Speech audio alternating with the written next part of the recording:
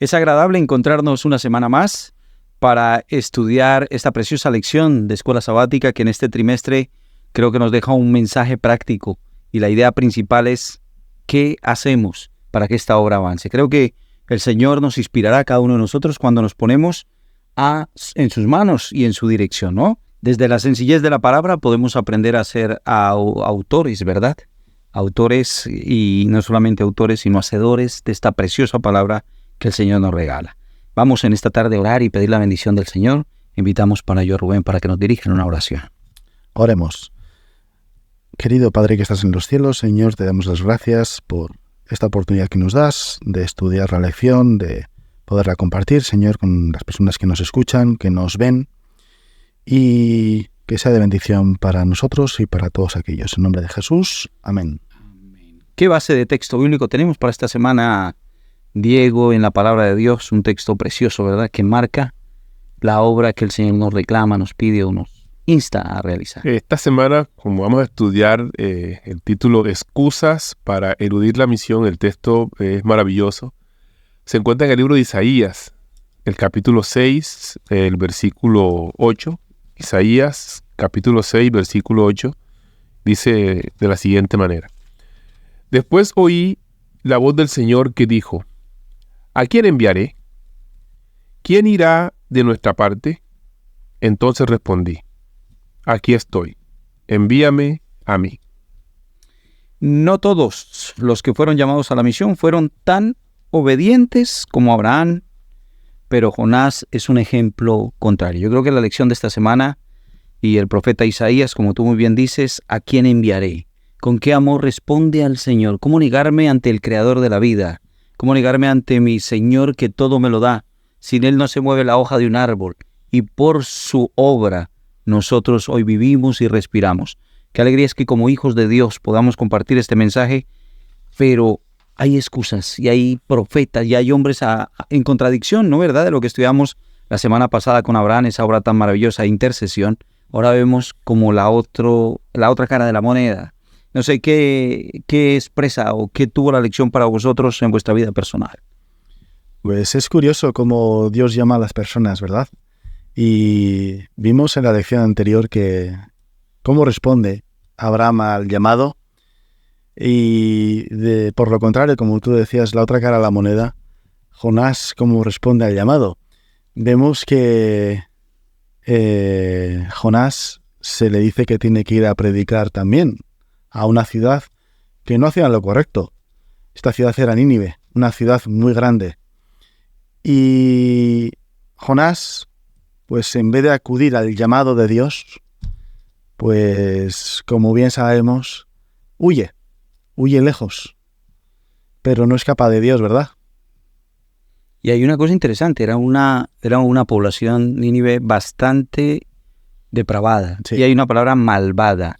Hay anales en la historia que nos recuerdan que era una ciudad sanguinaria, ¿verdad? Como leones que destruían, sí, que dañaban, que deterioraban. Era a la violencia tan tremenda y también hacia el pueblo que Dios había escogido como su pueblo y llamado a predicar ese evangelio especial que era contradictorio. ¿Cómo vas a salvar a quien nos ha hecho tanto daño, no? Es el juicio del hombre contra el juicio del Dios amoroso, contra el juicio de ese Dios que desea que no se pierda ninguna carne en esta tierra, que no se pierda nadie, sino que todos procedan a ese arrepentimiento. Y hay algo interesante. Dice, los ninivitas eran notoriamente malvados, un pueblo conocido por su perversidad y crueldad que ya habían atacado a Israel. O sea, si lo llevásemos hoy a plano de nosotros, Diego, ¿cómo servir a aquel que tanto daño te ha hecho? Tuve la oportunidad de predicar en un barrio, en la ciudad donde yo me crié. Era un barrio peligroso, totalmente peligroso. Atracaban constantemente, se veía la droga, se veía difícil. Demoré ahí 2 años predicando. Hoy día hay una iglesia grande ahí, barrio Olaya en Cartagena, peligroso barrio. Y predicar a una persona drogada es difícil. Y más sabiendo que el que te está esperando para entrarte al barrio es el que atraca. Yo tuve esa bendición que me acompañaba un atracador. Un atracador me acompañaba en la entrada del barrio para poderme ingresar. Y él decía, no se preocupe que usted anda conmigo. Y después me enteré que era uno de los atracadores del barrio. Entonces, entrar en eso fue difícil cuando nos pusieron el reto de jóvenes para que fuéramos allá a hacer obra misionera. Entender que ese barrio, porque no nos enviaron a otro barrio que no fuera tan peligroso, pero ya estando allá metidos dimos cuenta que escuchan más la palabra de Dios que alguien que lo necesita. Era impresionante ver las calles como se llenaban de puros jóvenes drogadictos, con sida, con dificultades, atracadores, con todo, con el cigarrillo en la mano, o sea, ir viéndoles la cara. Pero cuando uno les predicaba, ellos atendían, escuchaban, que tú le podías decir el que fume, que no fume, que tienen el cigarrillo, cuando veían a uno respetaban, tiraban, o sea, una cosa impresionante. Entonces, escuchan más, o sea, son más atentos. Bien lo dice Apocalipsis, que es mejor que seas frío o caliente, porque si eres tibio. Claro, no creemos que no necesitamos de la salvación, es el peligro de cada uno de nosotros. Sí. Y como vemos esta obra, dice una de las razones por las que Jonás, y cuando hablamos de esas excusas del miedo, ¿no? Era porque los asirios eran un enemigo temible. Sabían quién era, él sabía quiénes eran ellos. Claro, y no se quería ir.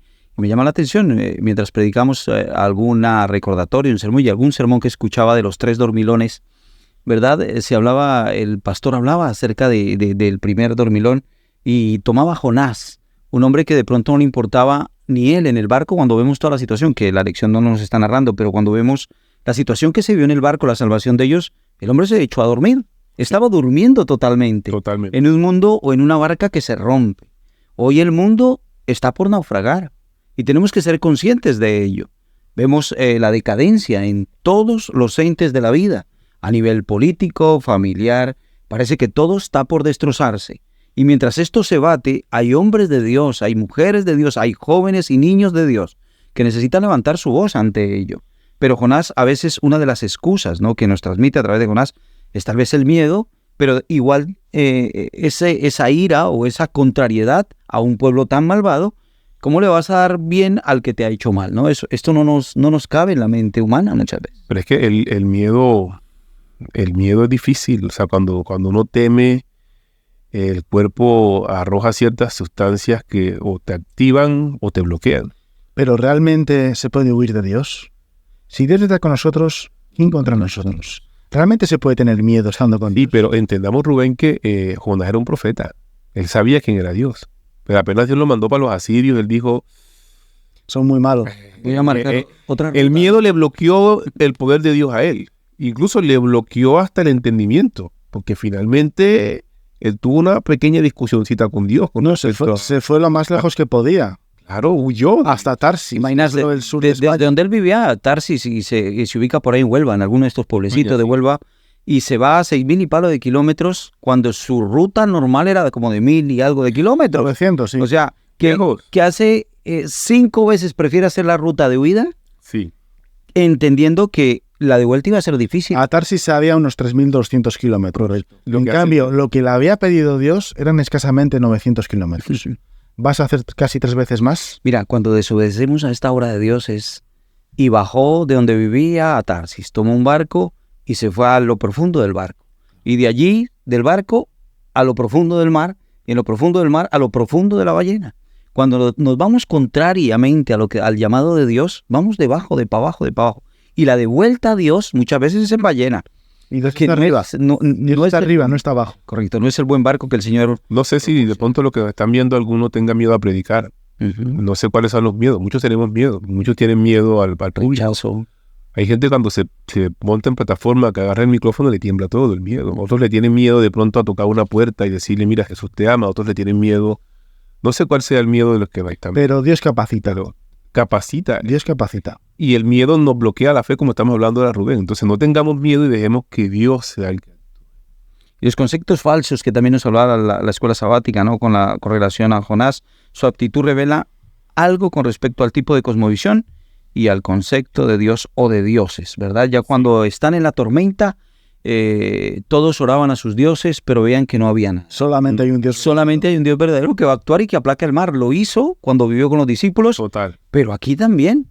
Ahora, Muchos tiraban todo lo que tenían al fondo del mar para apaciguar la ira de sus dioses. Era una manifestación. ¿En qué Dios creerían? Pues sabemos que hay dioses para todos, para toda cosa, pero realmente, como dices tú, no todos actúan como el Dios del cielo. Porque el Dios del cielo es transparente, es el dueño de esta creación, y dice, calla y enmudece, y calla y enmudece. Sí, porque los dioses de aquella época, dioses paganos, cada dios influía sobre un estado, ¿no? Sobre el mar, etcétera, etcétera. Sí. En cambio, tenemos un Dios que influye sobre todo, porque Él es el creador de todo. Y es el único Dios verdadero.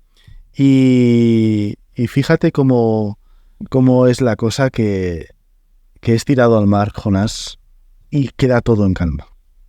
Queda todo en calma. Y había un propósito con todo esto. ¿El propósito qué era? Si tú no vas, yo te llevo. Y vino un gran pez y allí sí se humilla Jonás. Y dice... Yo creo que la primera misión que el Señor tenía no era tanto con Nínive, sino con su profeta. Sí. Porque allí en el vientre del pez, este hombre, hay una oración preciosa, ¿verdad? Que es el capítulo 2 de Jonás, Sí, muy bonito. donde él ora y donde él reconoce dentro de allí, con las algas me rodean mi cuello, aquello era una podredumbre. Yo me imagino estar en los jugos gástricos de un animal de estos y sentir que está en el fondo y que nadie te va a escuchar. Pero no importa en el hoyo que te encuentres. Yo ya hablo a jóvenes que creen que la vida se acabó, cuando tu matrimonio se rompe y crees que ya no hay más oportunidad, cuando crees que todo se fue de tu empresa. Yo qué sé, en lo que has puesto tu amor, porque el hombre pone el corazón donde tiene sus riquezas. ¿Cuál es tu mayor riqueza? Pero no importa lo profundo en lo que estés hoy viviendo, donde hayas caído. Hay un Dios que te escucha y está dispuesto a abrir está dispuesto a abrir sus oídos y hace de sus ojos oídos para ver y escuchar tu situación. Y el Señor desea con todo su corazón sacarte del fondo cenagoso. Esto lo decía el profeta cuando dice, pusiste mis pies del fondo cenagoso, del barro cenagoso, en roca firme. Dios es el que nos coloca en el lugar donde necesitamos o donde el Señor quiere que nosotros testifiquemos de esta misión. La historia de Jonás es una historia a veces contradictoria. Yo siempre he sido curioso y pregunto mucho por Jonás porque digo que Dios ahí, bueno, es una historia interesante porque Dios obligó al profeta a que predicara. Dios le dijo, eres tú el que vas a predicar, no es nadie. Dios podía usar a otra persona para predicar sin ningún problema. Ya, pero en esto de conceptos falsos, nosotros no somos salvadores de nadie. Muy bien, esa es una de las claves interesantes. Por mucho que queramos, no, porque es que lo que pasa es que hay líderes que dicen que si yo no estoy, entonces se acabó. No, Dios puede poner a otra persona. Que Dios ahora te ha puesto a ti de líder, pues gloria a Dios por eso, pero Dios sin ningún problema puede. Incluso la predicación de Jonás cuando llegó allá, que predicó de una manera seca, solamente 2 líneas, 3 líneas, mira, que 40 días van a morir y ya, esa fue la predicación esa. O sea, Jonás no le puso empeño, no le puso ni amor a eso. Pero aún así Dios lo usó. Entonces, no somos salvadores de nadie, pero Dios sí nos usa. ¿Correcto? O sea, no debemos estar equivocados en que si usted está o no está, o no, Dios lo puso ahí, pero así como lo puso, lo puede quitar. Claro. Y con su mala intención, o como sea, igual te puede utilizar también a ti. Dios utilizó muchas personas paganas para predicar, de manera, así lo usó. Ya, Dios usó a Jonás, lo usó. Y usó una burra para que hablase. Sí, imagínese, sí. Y una ballena para que cumpliera su A veces función los también. conceptos que tenemos nosotros son tan equivocados que nos creemos superiores a otras personas y así tampoco es. Interesante, dice, nosotros no podemos salvar a un alma, era lo que Diego nos decía. No podemos. Así como Jonás tampoco podía salvar a Nínive, podemos asumir una mentalidad de salvador con respecto a la misión. Nuestro llamado no es a obrar la salvación, sino a ser o cooperar o ser vehículos con Dios en su obra salvífica. Así que eso lo debemos de tener en cuenta. No soy yo el salvador del mundo y, como diría alguien, la última Coca-Cola del desierto. Cuando el Señor nos llama y nos da dones y talentos, qué bonito ponerlos a su servicio. Familia, no hay una cosa más hermosa que ver un alma que regresa al Señor. Una iglesia que es restablecida porque es una iglesia que trabaja. Yo tengo una frase que a mí me llama, siempre me retumba en mi cabeza y es, cuando las bombas no se tiran fuera, se tiran dentro. Y muchas de las problemáticas de la iglesia es porque es una iglesia que ha desobedecido, como Jonás, a la voz de Dios, Sí. que prefiere irse de camino en contra a la obra de Dios. Y son iglesias que producen muchas dificultades. Uno como pastor lo puede decir, pero cuando la iglesia trabaja, todos están unánimes en cómo llevar este mensaje. Aman a la gente, la iglesia, por bien de la misma iglesia y de nosotros, hay un cambio tremendo en nuestra vida, ¿no? Y eso es importante dejarlo allí para que nosotros meditemos y pensemos en Sí, esto. debemos de trabajar en la misión, debemos de ser instrumentos para Dios, pero no dejamos de ser meramente instrumentos de Dios. Correcto. Dios es el que salva y Él pone y quita reyes también, ¿verdad? Dice la palabra. De esa misma manera, es bonito pensar que Jonás reconoce que se ha equivocado y, como bien decía Diego, entra en Nínive predicando un par de líneas. Sí. Pero eso hace que la gente reconduzca el camino que había tomado y el Señor perdona a los ninivitas. A pesar de, o sea, A pesar de lo que eran. a pesar de lo que eran ellos y a pesar de la forma en que, y a pesar de que Jonás había oído, a pesar de eso, Dios lo usó para salvación. Dios también nos usa a nosotros, a pesar de que somos pecadores, a pesar de que nos levantamos tarde, a pesar de que vamos nada más los sábados a la iglesia. Muchos van los sábados nada más una horita, van de 11 a 12 y ya a las 12 están mirando el reloj porque el predicador se está demorando un poquitico más. A pesar de eso, Dios te puede usar. Pero Dios santificó el sábado, todo el día. Muy bien. Todo el Sí, día. sí. Pero Vamos a yo estoy hablando- aprovechar el Sí, sábado. yo estoy hablando es que a pesar de todas esas dificultades o esas inconveniencias, Dios nos usa siempre y cuando nosotros nos humillemos ante Él. Una humildad de corazón. Hay un texto interesante porque para significar o darle significado a la iglesia pura y verdadera, Santiago capítulo 1, versículo 27, dirá: la religión pura y sin mancha delante de Dios, el Padre, es esta. Y aquí está una clave del evangelismo que Abraham tenía Sí. y que a contradictorio de Jonás, pues no lo había. Dice, es esta: visitar los huérfanos y a las viudas en sus tribulaciones y guardarse sin mancha del mundo. Mira qué interesante esta frase, ¿verdad? En la obra de Dios son acciones y no buenas razones. Podemos tener muy bonitas intenciones, pero alguien decía, de camino hacia el hueco está pavimentado de buenas intenciones. Necesitamos accionar ese evangelio que conocemos. Si con lo poco que tenemos Compartirlo. lo compartiésemos, el Señor daría mucha más luz a cada uno de nosotros. No se necesitan grandes talentos. El Señor no llamó tanto capacitados como capacita al que llama. Y a Jonás lo había capacitado. Y sabía que en él estaba la clave, o le había puesto en él esa gracia para predicar el evangelio. Es tan interesante que el rey dice, no, ayunemos para que el Señor tenga misericordia. Pero es que ni los animales comieron. O sea, fue un arrepentimiento como total, aunque sabemos que su obra revirtió, se volvieron otra vez a sus malos caminos y Nínive fue destruida igual. Pero el cumplimiento en ese momento para la gente que estaba allí, hubo perdón, hubo misericordia y gracia de Dios para ellos. La misión siempre estará en esa connotación tan transparente de la gracia de Cristo para aquellos que necesitan del amor de Dios, ¿no? Y también la lección nos resalta algo interesante que a veces creemos que no es así, pero también requiere sacrificios, Sí, Señor. esfuerzos. El principal esfuerzo es el mío. A veces nos toca doblegarnos a muchas cosas nosotros, dedicar tiempo, salir más temprano, recursos, sacrificios de todas las maneras. Todo lo que sacrifiques, el Señor te lo devuelve el doble. Hay que entender también esa parte. Y tenemos excusas. Me decía mi madre, no hay excusa mala. Todas las excusas son buenas. Y pienso que nosotros debiéramos ser personas de menos excusa y de más acción. Así es. Y esto tiene un compromiso. Hay una acción con lo que puedas, ¿verdad? Se necesita para la obra, Sí. avanzar en diferentes lugares, tal vez a veces con dinero, con tu influencia, Trabajo. con tu trabajo, donde estás. Pero hoy en día la obra necesita avanzar.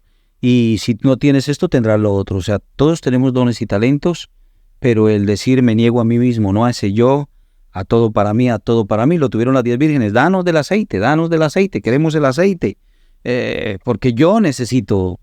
Pero no, llegaba el Señor, y llegaba el novio a esa boda, y muchas no habían experimentado el Espíritu Santo en sus vidas. Tenían alguna vivencia muy efímera, pero las otras habían llenado sus tanques, ¿no? Las excusas de los que no realizan esta obra no los exime de la responsabilidad. Y hay una clave, hay unas preguntas que esta lección nos deja y que quisiéramos dejar con ustedes en mente, y creo que si la acción importante de Jonás, cual su nombre se traduce paloma, una paloma mensajera, pero sin querer dar el mensaje. A veces ese nombre hace relevancia al pueblo de hoy, ¿verdad? En muchas personas. Y uno nota que a veces en nuestras iglesias siempre hay un 20 que está dispuesto, pero la mayoría no lo está. El Espíritu Profecía dice que al final del tiempo, tal vez ese 20 o ese 10 o ese 15 o ese 35 que trabaja por el Señor, traerá 80. Cada uno, o sea, ¿cómo multiplicará la obra del Señor en los últimos tiempos cuando el Espíritu Santo haya venido sobre nosotros? Y tal vez tome al más humilde, al que menos creemos en él, el que no le vemos ninguna actitud, para avergonzar al grande.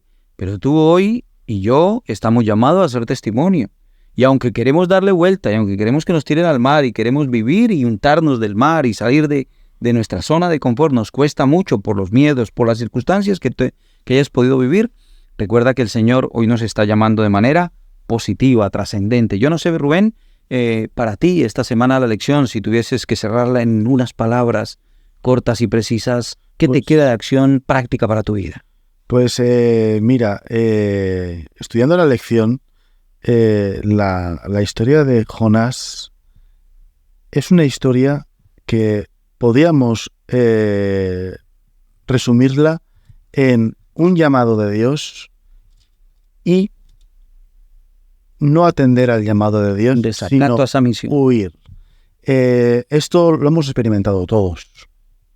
Nosotros hemos huido de Dios en muchas ocasiones, pero debemos de reflexionar y debemos de acatar el llamado de Dios.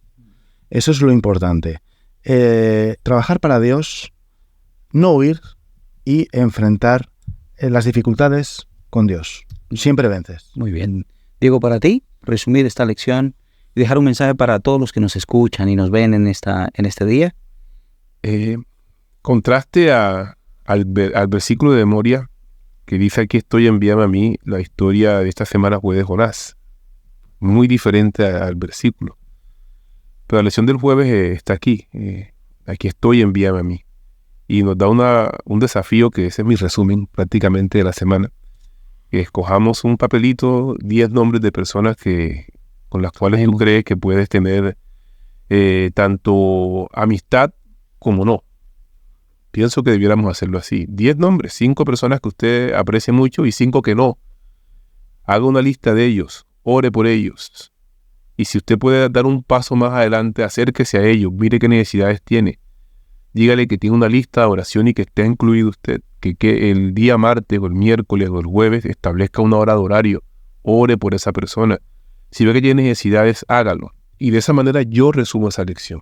Obrando. Si nosotros actuamos sin excusas, podemos hacer un poquitico más para la obra de Dios en esta tierra. Correcto. Es interesante. ¿Qué excusas has estado tentado a utilizar para no participar de esta preciosa misión?